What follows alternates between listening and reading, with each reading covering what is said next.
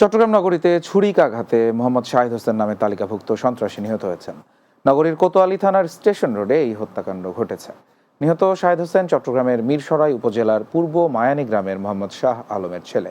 তার বিরুদ্ধে কোতোয়ালি থানায় অস্ত্র, ডাকাতি ও দ্রুত বিচার আইনে 8টি মামলা আছে। নগর পুলিশের কোতোয়ালি জোনের সহকারী কমিশনার অতনু চক্রবর্তী জানান, নিজেদের মধ্যে বিরোধের জেরে মোহাম্মদ শাহিদ হোসেন খুন হয়েছেন। ঘটনাটির সাথে জড়িত ফরহাদ ও সজীবকে গ্রেপ্তার করা হয়েছে।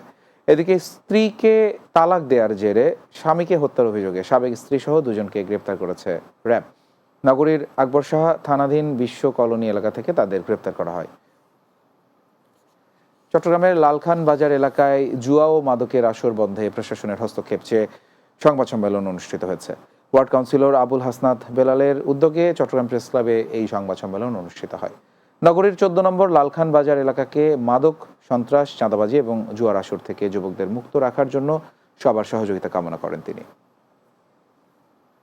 রাতের বাংলায় আরও একটা বিরতি নিচ্ছি, কিছুক্ষণ পরে ফিরছি, আমাদের সঙ্গেই থাকুন।